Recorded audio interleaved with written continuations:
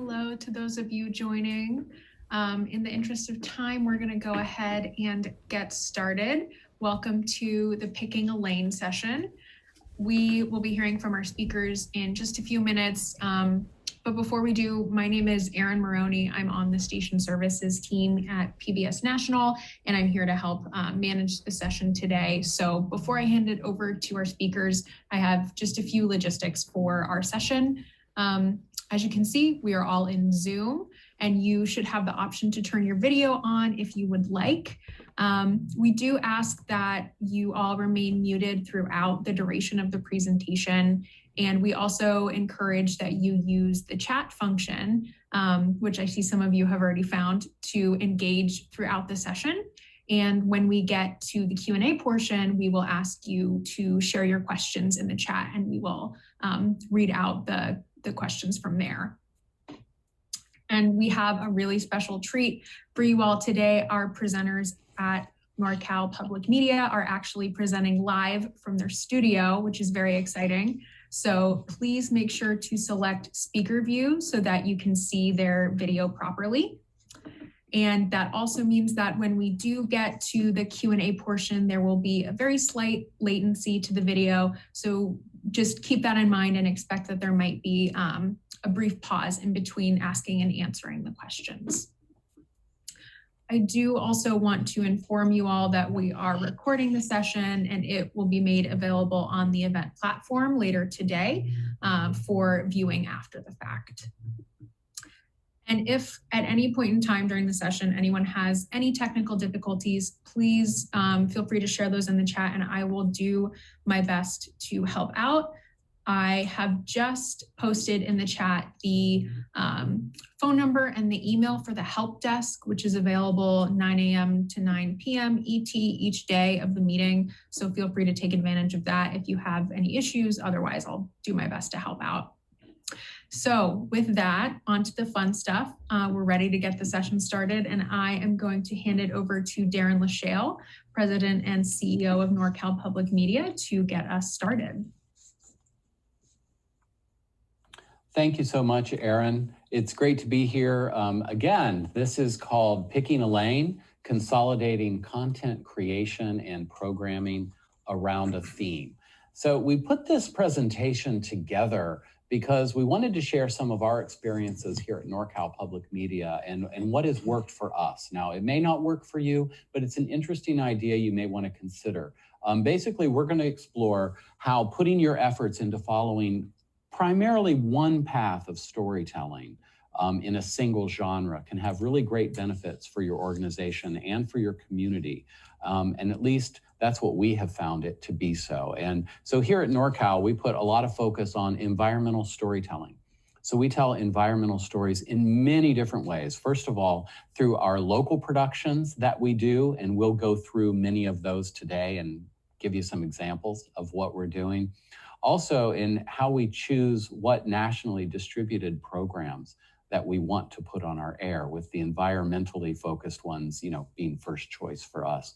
Also, we're a joint licensee, so if you have radio and TV, this may be of special interest to you because we also do a lot of environmental storytelling on radio as well as TV. And our news department is primarily radio focused. So a lot of the I don't want to say breaking news coverage. There's not a lot of breaking news coverage in environmental storytelling, but we will talk about wildfires here in the piece a little bit later.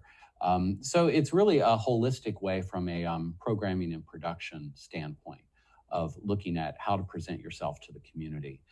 Just to give you some background, NorCal Public Media has 2 TV stations. One is KRCB TV, and that is a PBS member station here in the North Bay of San Francisco. And then we also have KPJK TV, channel 60, which is an independent public television channel, which is in San Mateo, right outside of San Jose. And then we also have KRCB Radio 104.9 that we broadcast on. So that's a little bit about us. I want to introduce the team. Again, I'm Darren Lachelle, President and CEO of NorCal Public Media, and I'm here with Karen Bell, who's our TV program manager. Hello.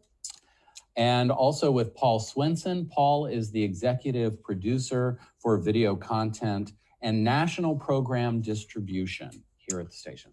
Hello. And now what I'm going to do is turn it over to Karen first to talk about the situational analysis that you'll want to go through when you're thinking about picking a lane. Thanks, Darren. I'm going to just go through a few items that you should be thinking about as we go through the presentation. Is your station struggling to be all things to all people on the local level? Do you have a small or overextended staff? So perhaps you're finding that you're chasing every national production with a local production. And you may find that you don't need to do that. You don't need to produce a local show for every national production, particularly if you have a small staff. Are you chasing any grant that's available to you, no matter what the genre is?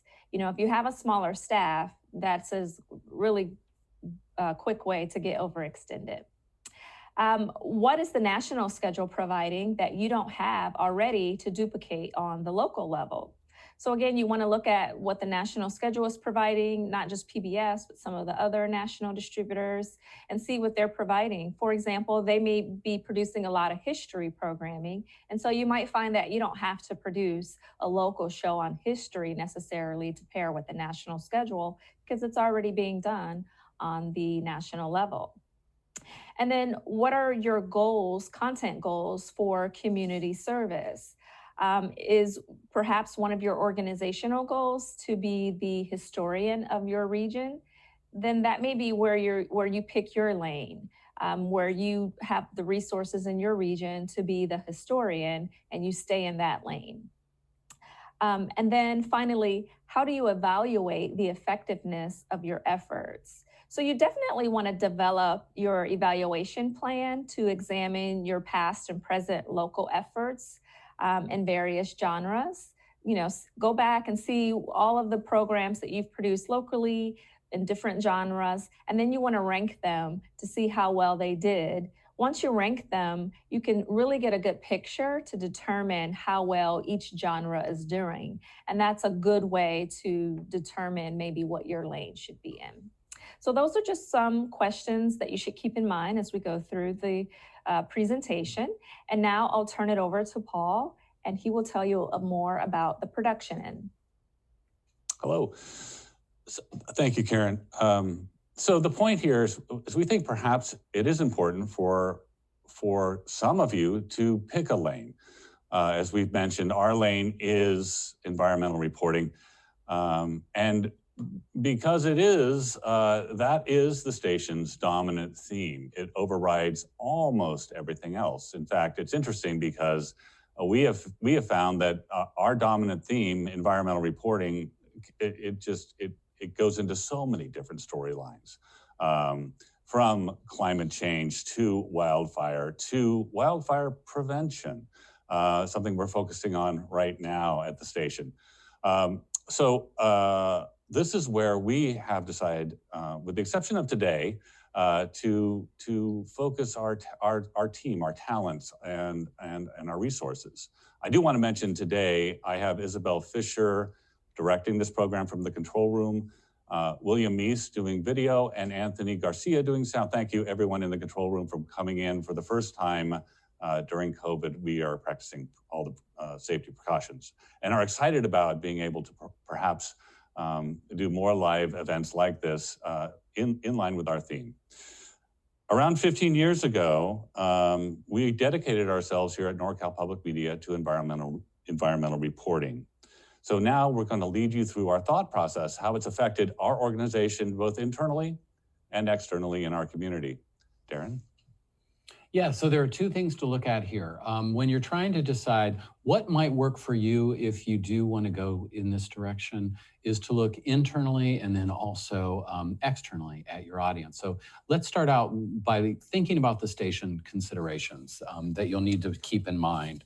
So what are the talents and abilities of your production staff? I mean, let's start there. Evaluate what they are best at and what they've produced in the past that's really caught fire with the public, got their attention. So look back in the past 5 years, maybe 10 or 15 or 20, depending on your experience and your staff. Look back and think, what have we done that really was very, very popular? And why aren't we doing more of it, right? So that's the first question to ask yourself, and to make sure that you have the people in place to be able to carry it out. And, that takes a lot of discussion with folks. For those who have been on staff for a long time, PBS stations, not always, but tend to see a lot of turnover, right, in the production area. So we've been at this for a long time now. So just about everybody who's on board, our staff now, has come on board with that knowledge, but that wasn't the case in the beginning. So evaluate staff. Also, what is the counsel of your programming chief?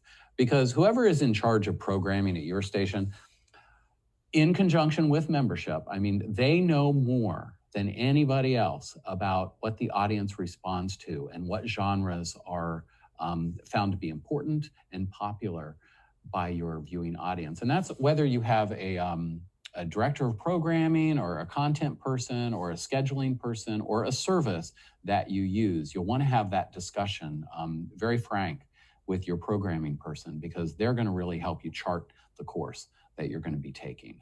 I think that goes without saying, but I wanted to make sure that everybody was thinking about that. Also, is your development team poised for action in this area? Because, it's your development folks who put a lot of communication out there, to your members and to folks in acquisition mailings, et cetera.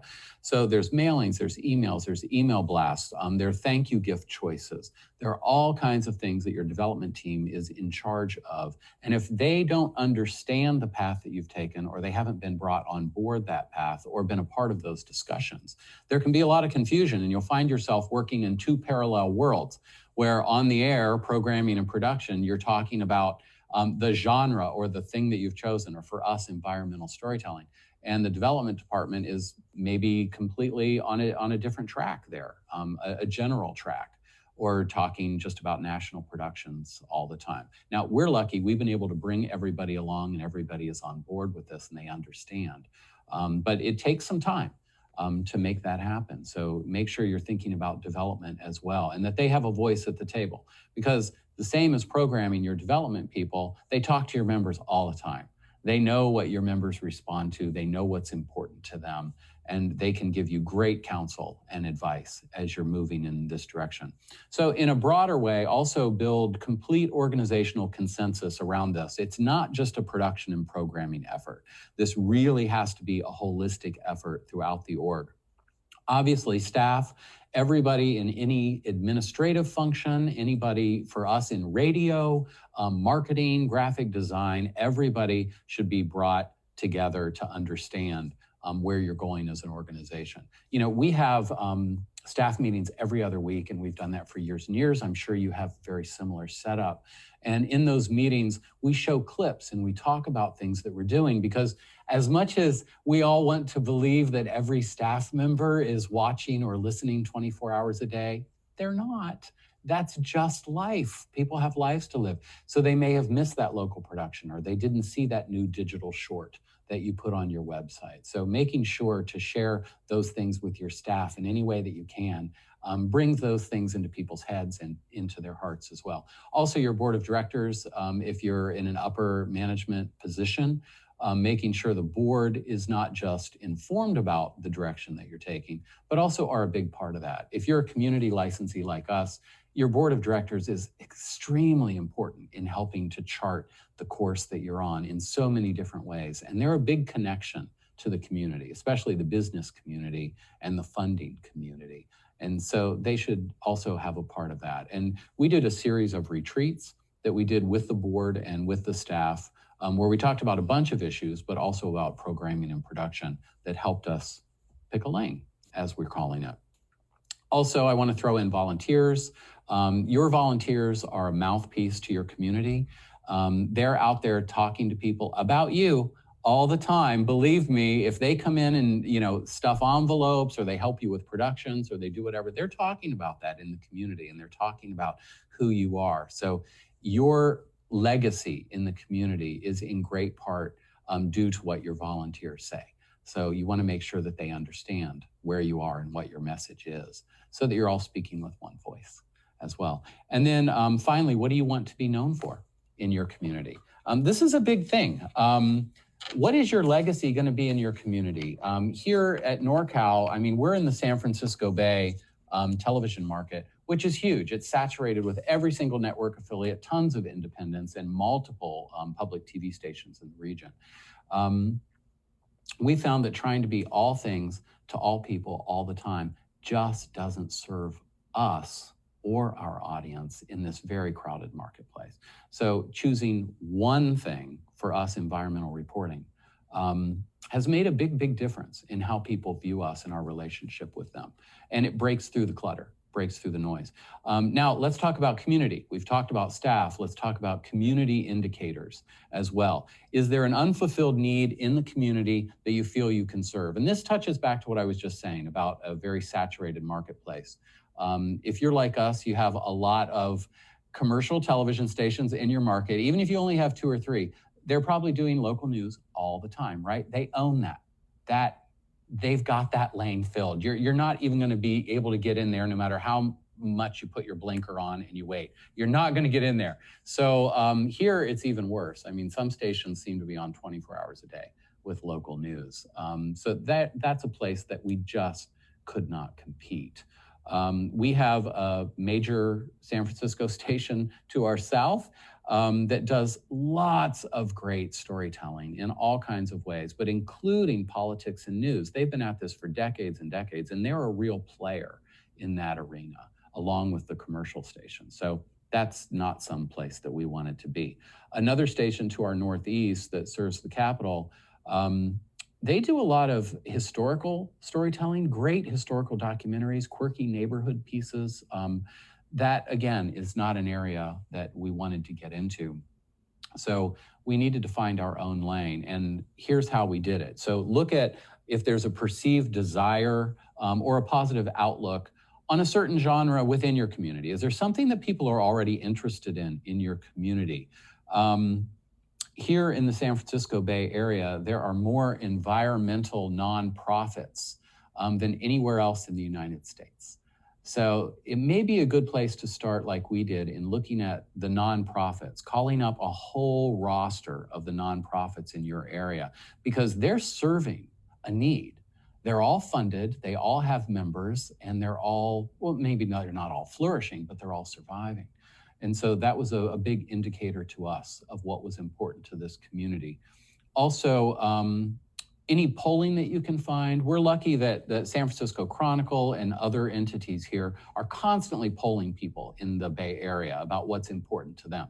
You know, education, politics, homelessness, housing, but the environment shows up constantly. If not in the top 3, then certainly in the top 5.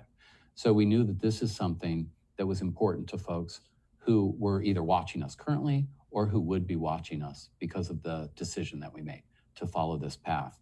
And do you have the right partners in place in your region? So the nonprofits, obviously that's a big part of that. The nonprofits here do everything. I mean, there's a nonprofit that just focuses on marine mammals. There's another one that specializes just in whale beaching. That's a big problem here on the West Coast. There are nonprofits that look at carbon in the atmosphere and smog and pollution, and those who look at water conservation, which is a really big deal right now during the drought, and land preservation around the city. And so we knew we had stories to tell and people to help us tell them. So that's an important thing to think about. Also, what educational institutions do you have in your area? Again, we're lucky, but it's just an example. But we have UC Berkeley, we have Stanford University, UC San Francisco, and then a couple of great regional schools like San Jose State and Sonoma State University. All of these schools have environmental science departments and people who can speak eloquently and well on camera or on microphone for radio to help us tell those stories. So if you have all of those chess pieces on the board, then it looks like you've got a lane, right, that you can go on. Now, I do want to talk about really quickly the high interest in this area, because the environment is key here, maybe more than it is in other places, because of the yearly wildfires that we have that are getting worse. Also annual flooding that we experience when we're not having wildfires, which is nice. There's always the wild card of an earthquake to throw in there. You never know when that's going to happen. But also issues about sea level rise. We're a coastal county where we sit and a coastal region. And also agriculture and food. It's a big deal here. We are one of the biggest agricultural counties in California. Although the agriculture here are grapes and wine, it's still agriculture and it's still a really big deal. So land use and ag are really big. That's why we chose our lane. Now, we want to show you a quick video. This is an interstitial that it's a year old, 2 years old now, that has yours truly in it, but it gives you a good overview of some of the pieces to this lane that we're talking about. I'm Darren Lachelle for Northern California Public Media's Center for Environmental Reporting. We've made a commitment to cover the environmental issues that impact our lives and our world. Listen to Bay Area news reports on the air or on our free mobile app. Download our national NPR One podcast, Living Downstream, exploring environmental justice across the nation and around the globe. The Bay Area Bountiful initiative explores conservation and sustainability through TV documentaries and radio programs. Our national public TV series, The New Environmentalist, hosted by Robert Redford, and the Emmy Award-winning Natural Heroes, explore profiles in preservation. In addition, we bring feature documentaries like Rebels with a Cause to a national audience. The Center for Environmental Reporting works with student reporters and professional staff to cover the issues important to you. Find out more at norcalpublicmedia.org. So that video gives a really good overview, very quickly, of many of the ways that we explore environmental storytelling on radio and TV. Also, I just want to throw in a few things Paul's going to expound on, but we have a really exciting series for kids. It's an interstitial series called Critter Camp that we're working on right now that I'm excited about. It looks really great. Also, we just launched a local documentary called Occupy the Farm that's really interesting. We're working on a series of interstitials about minority women in environmental science. And those are folks who are in the profession all over the country, and we're working with an independent producer on that. And also we're working with NHK International to do a series called Zeroing In about carbon and environmentalism. And we've been working with NHK a long time. And I just want to put a plug in for NHK. KRCB was NHK's first partner station in the United States. And so we've known them for quite a long time, and we are here on the West Coast. And they're really good friends, and we're super excited to be working on this environmental partnership show with them. So I have gone on and on and on, as I am wont to do. So I'm going to turn it over to Karen to talk more about her specialty in programming. Thanks, Darren. Yes, so that was great. And once you, as a station, have decided what your lane is going to be, once you've picked your lane, then of course you want to focus on the programming, right? So you want to devise an overall programming plan and leverage the national program offerings to support your focus. For an example, one of the things that we did here, once you realize that you're going to be getting all of this, for our example, environmental type programming, you certainly want to pick a particular night, a slot on your schedule so that it makes it easier to put this programming in. You want to be consistent with your audience, and you really don't want to have to find a space, every time there's a program available, So what we did here is for our KRCB station, we chose Tuesday evenings to be our environmental night. And on KPJK, we chose Wednesday evenings to be our environmental night. Similar to what, I know some stations have a local night, sometimes Thursday is local content. So as far as the national content, I look out and see what's already being produced nationally on the environment agricultural that will pair well with our local content. So that's something that you want to be thinking about. What's already being produced nationally that would also speak to your audience if they're interested in that lane that you can pair. And then you follow that up with a local program that we produce. So for an example, for us, we have a monthly program called Bay Area Bountiful, and we air that on Tuesday and Wednesday nights on the respective channels. And so our audience are consistently being able to see on those Tuesday nights and Wednesday nights, they're always going to be able to get this local environmental program. But outside of the monthly schedule or the monthly time, each week on that Tuesday and Wednesday, I'm still airing environmental programs.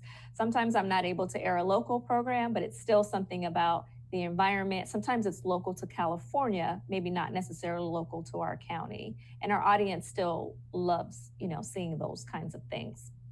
So once you've done that, the next thing you want to look at are your breaks and interstitials.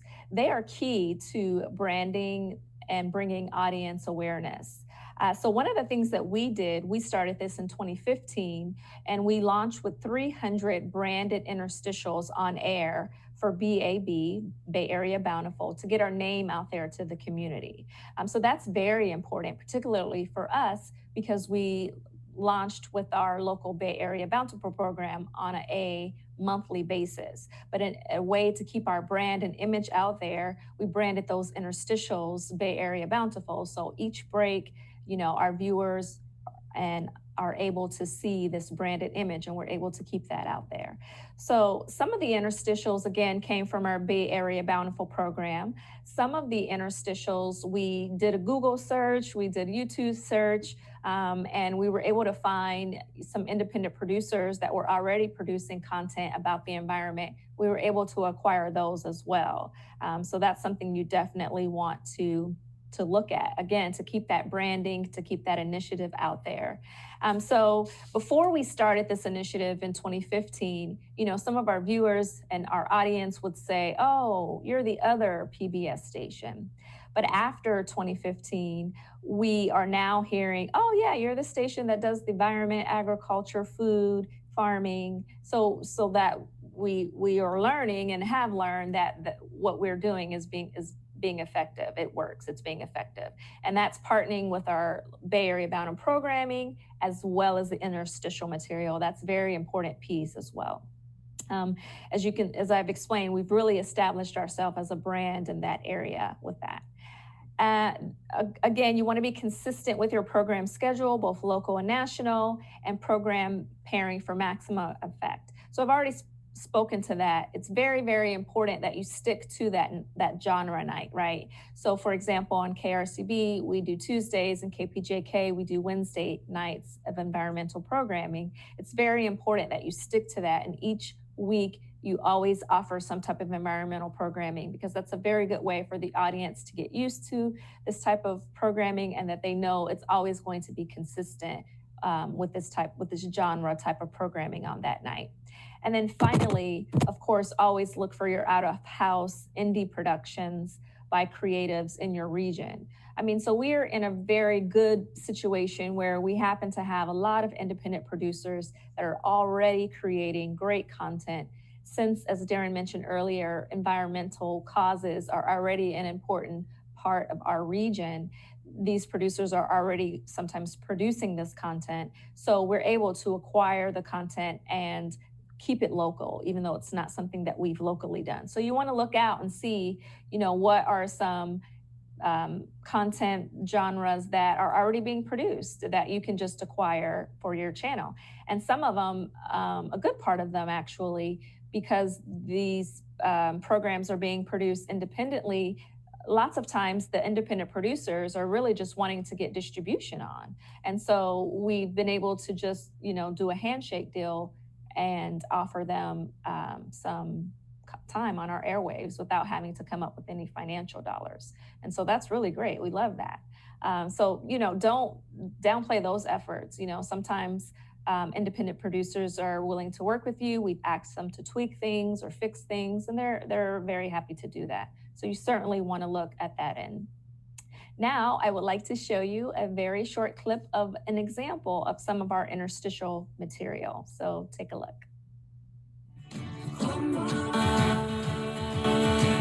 Si je t'ai vu,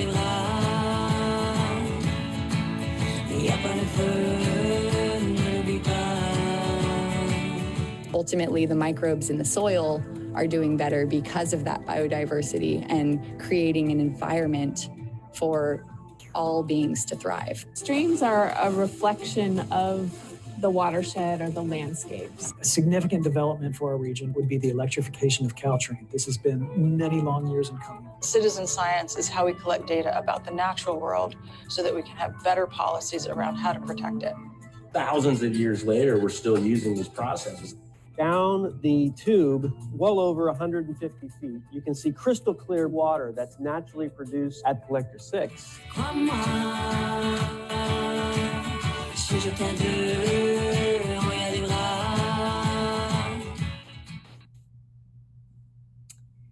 Okay, so yeah, that was a great example of some of our interstitial material. So now I'll turn it over to Paul and he can tell you more about the production end. Hello again. Yes, I have a very small team here at NorCal of independent producers who actually work for us, 2 full-time, 3 part-time, and 1 editor. That's a new hire who is primarily devoted to one of our national distribution clients that we're doing the post-production for. It's a small team, and since January this year, it's only been the small team creating the content that we've been airing on Bay Area Bountiful. You've heard Bay Area Bountiful a lot. It's a half-hour program. It's scheduled almost till the end of the year in terms of what we're doing each month. But that's just the beginning of what we end up using that content for. Every producer who contributes to an episode, in some cases, it's 1 producer doing 6, 7 segments in a half hour. In other cases, it's 3 or 4 producers doing 3 or 4 segments. Regardless, if you have a segment in a Bay Area Bountiful, which typically run between 3 and 7 minutes, you're required to create a derivative product that will be exactly 2 minutes long as an interstitial. And those roll out broadly for about a year. So every month we add 3 to 5 to maybe even as many as 6 interstitials, and those just keep going into rotation, working, with Karen, having that synergistic relationship with your programmers is key to make sure that all of this material goes out both on air and on the social platforms. And we have people, that's their job, make sure that everything gets put up on social. We were just speaking about that before this meeting began. Bay Area Bountiful also yielded us 2 pledge specials back, especially when we were trying to make our case for our lane. We did one on farming and one on wildlife that were very successful, and we were able to use local created content for 2 of our pledge specials. We had a very serendipitous moment happen in April, wherein we were offered we're a presenting station, and we have a very favorable terms for especially for documentary filmmakers. We also have presented a few series. At any rate, a documentarian came to me with this film called Occupy the Farm, which I watched one night, and I was just blown away by it, and spoke with the filmmaker. He's actually in the Berkeley area.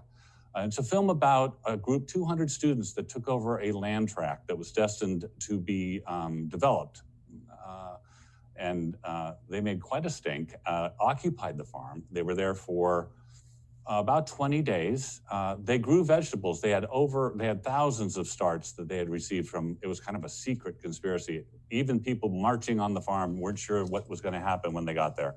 But they planted food and they gave away food. And they've been doing that for the last 9 years. So we wanted to air this 90-minute documentary. And as most of you programmers out there know, it's tough to do an hour and a half. What are you going to do with that extra half hour? We had the opportunity to get the band back together. Some of the students 9 years later who occupied the farm, and do a panel discussion right where they were living for 20 days. And it was quite revealing.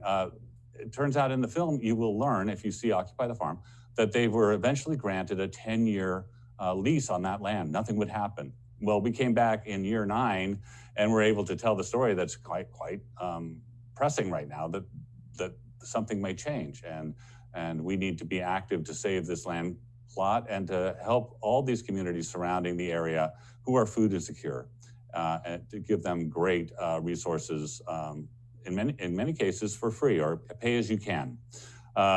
So that's Occupy the Farm and the accompanying half-hour Future of an Urban Farm. I'm going to show you a clip right now that exemplifies that just great opportunity for us. Prior to that, you're going to see a little bit more about Bay Area Bountiful. It's the open to the show to give you a sense of the new season this year is focusing on all the things it's always focused on, as well as making sure that we are as socially just and diverse as possible. And the final clip is what Darren mentioned earlier, something that they had been working on for quite a long time. We finally were able to pull it off this year with an initial 5 episodes, 1-minute interstitials to be shown in the children's block. That's CritterCam, and there are 5 more coming in June, and they should be available nationally if any of you are interested. All right, check out the clip. Bay Area Bountiful is about agriculture. It's about feeding us. It's about land and water. It's about the health of our planet. It's about stories that matter. Bay Area Bountiful. Cultivate, celebrate, connect.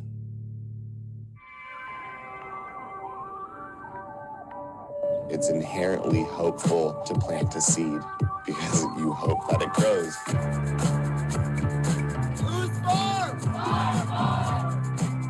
People have taken over the land and tried to rescue it. We brought out the rototillers and we brought out the compost and then we brought out the plants, and it was just like, wow, we're really doing this. Us being a community farm is what got us here. Making space for community relationships. Talking about how the experience of land and access to land is different for different people. Otters are social animals who spend most of their time in small family groups. Playing together helps otters get to know each other, just like when you play with your friends and family. That's a great lesson they have to teach us.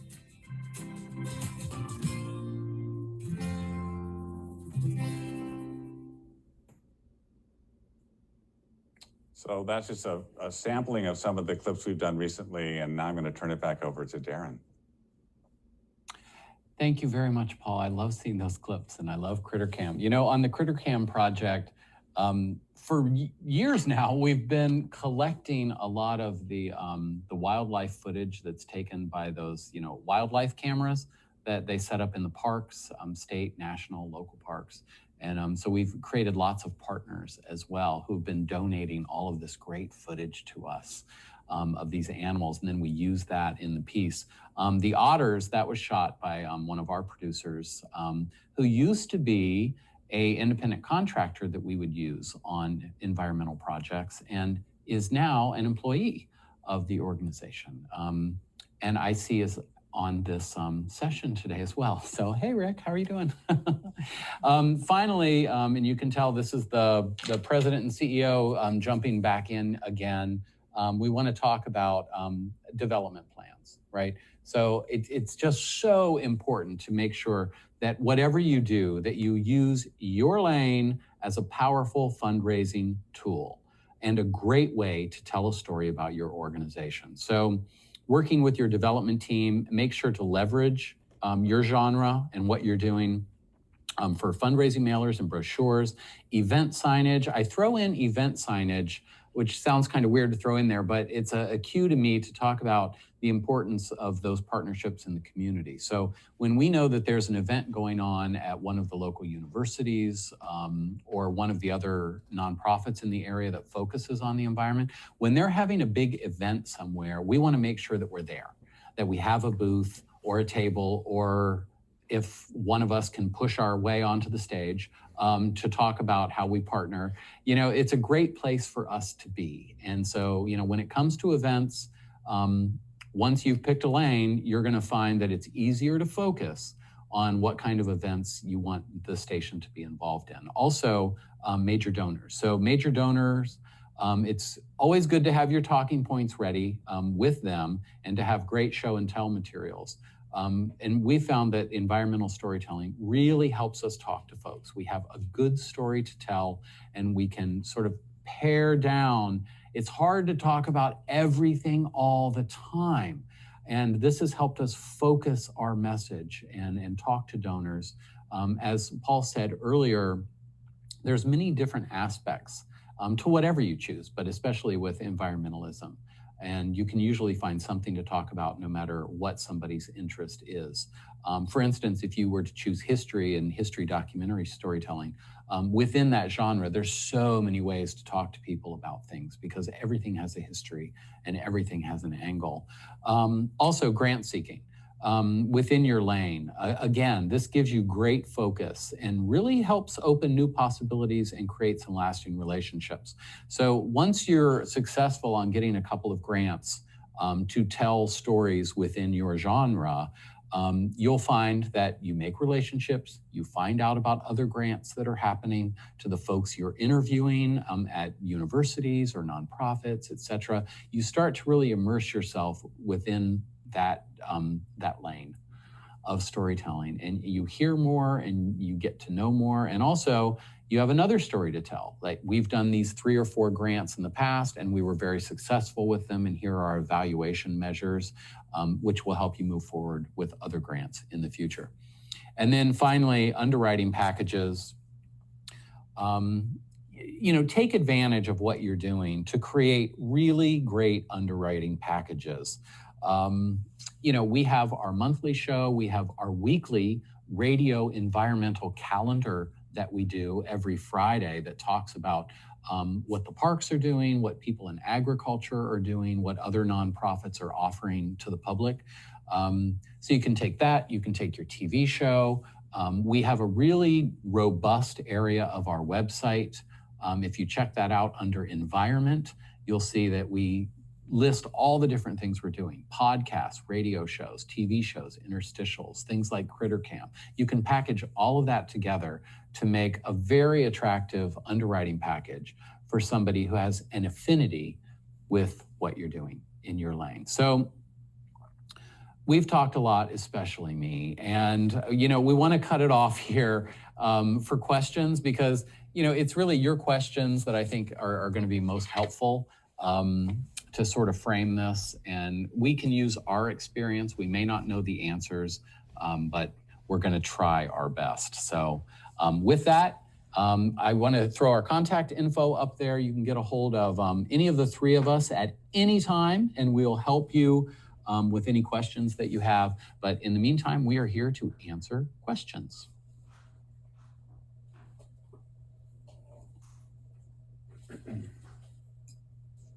Thank you, Darren, Karen, and Paul, for that.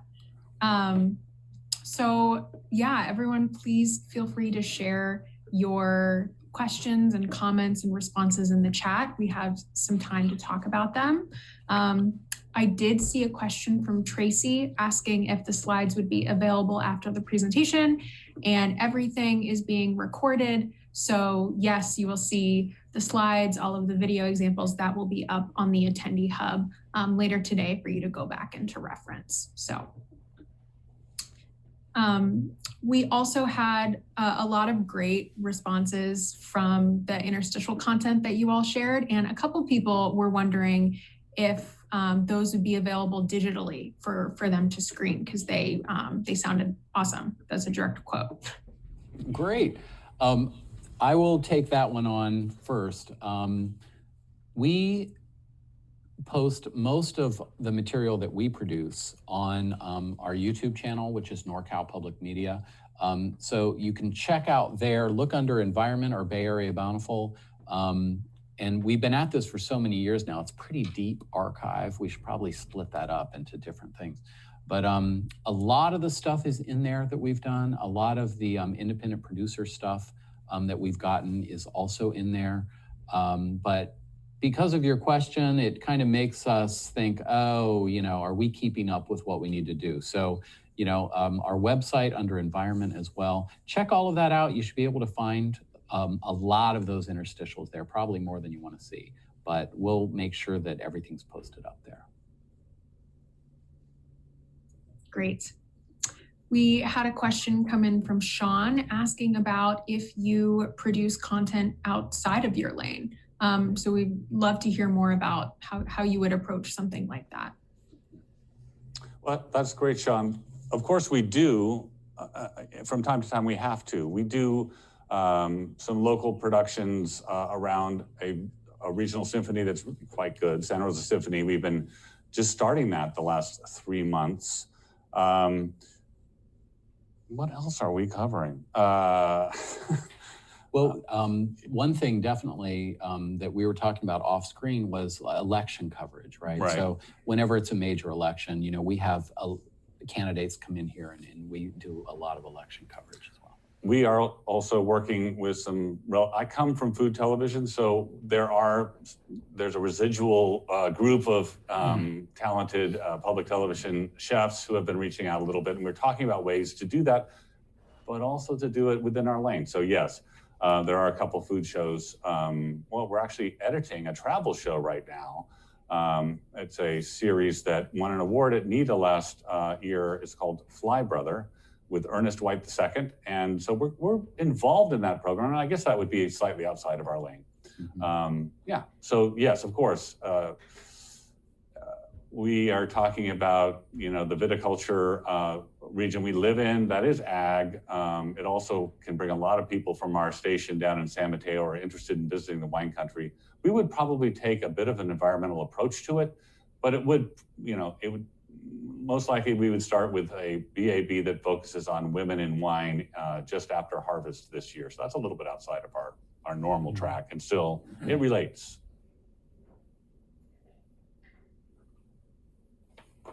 Great.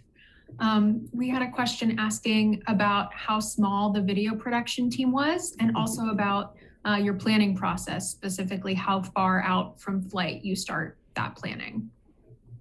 Yeah, it's been exceedingly small during COVID.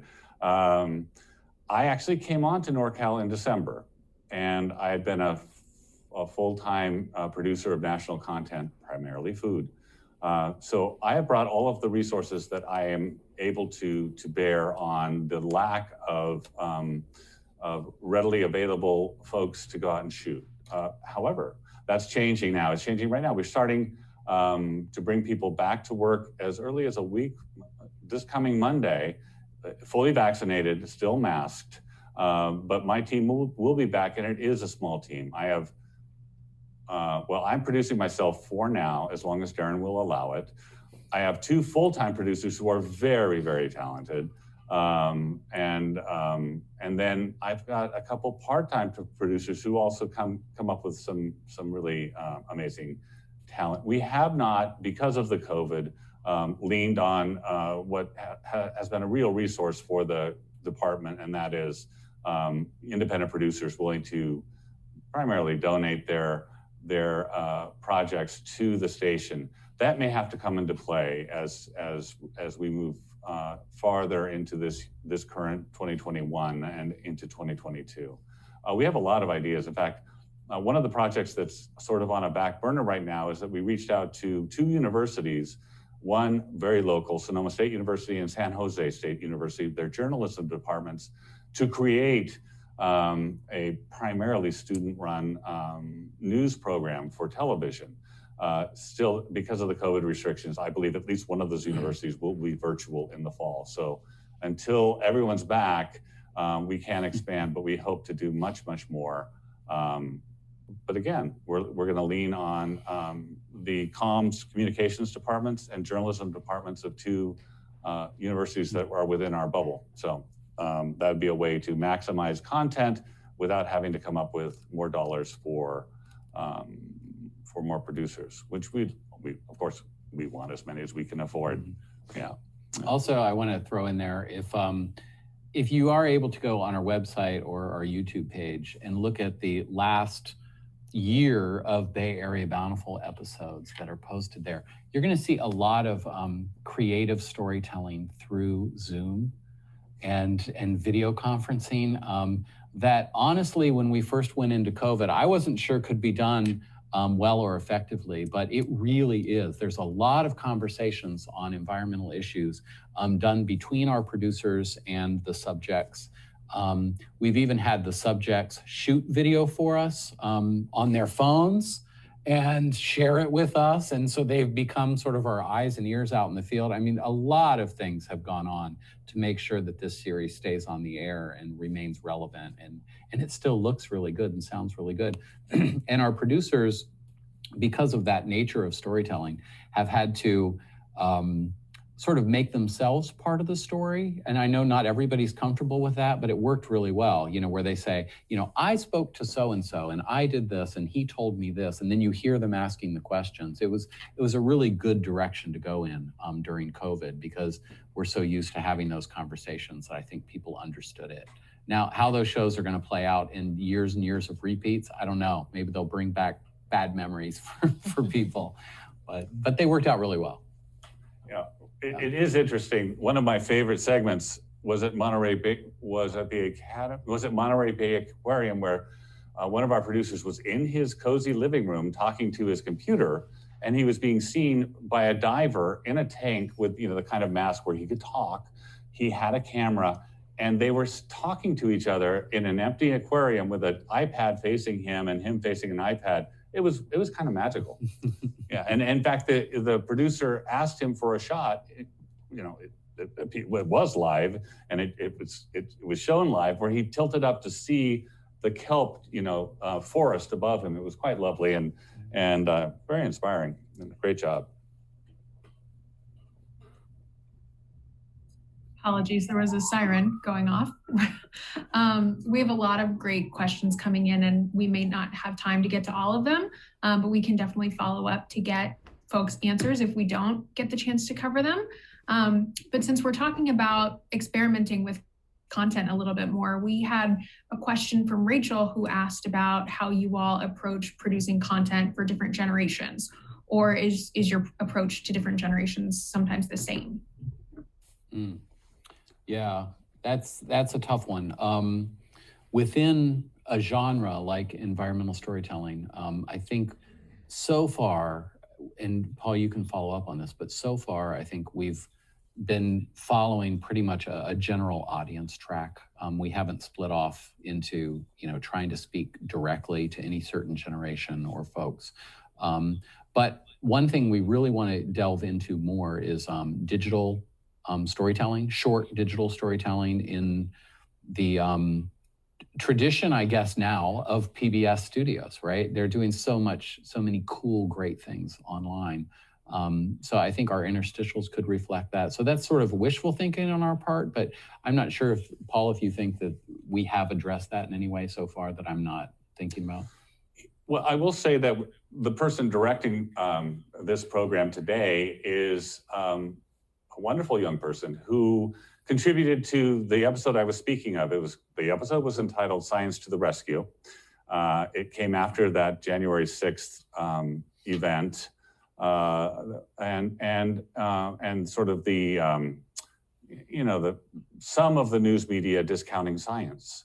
So we had scientists talking about so many different things, but the final segment, Isabel Fisher produced, and it was all young people in school, a lot of them in high school. It was about environmental activism around climate change. So it was quite focused on a younger audience. It fit into the theme quite well. The other two segments were a little more general audience, although they were very skillfully and cleverly done. Isabel's segment kind of rounded it out and brought a youthful energy to the end of the program that was helpful. And as we all know, trying to expand our audience is key. So we never pass up the opportunity to find ways to engage, and yet it is a challenge. Yeah. So we have time for one. Oh, sorry. Did I interrupt someone? No, okay. So we have time for one final question before we wrap things up. And I have a message here from Phil, who said that he applauds your station consensus. and was wondering if the environment was the overwhelming majority focus, or if you all had kind of a second or a tie when you were attempting to determine your lane. Yeah, being here at the time that was going on, there was, and we talked about the environment, and there were so many reasons to do that, as we've outlined here. But the other thing that we're really, really strong on is community health storytelling. And so at that time, we were doing a lot of community health reporting. And I'm not just talking about doctor visits or drug effects, things like that. We're talking about the foundational reasons that community health in many neighborhoods and areas, are bad, and which is education and income and living conditions and all of that. And so those foundational things about healthcare, that was a really big deal, and we were doing a lot of work on that.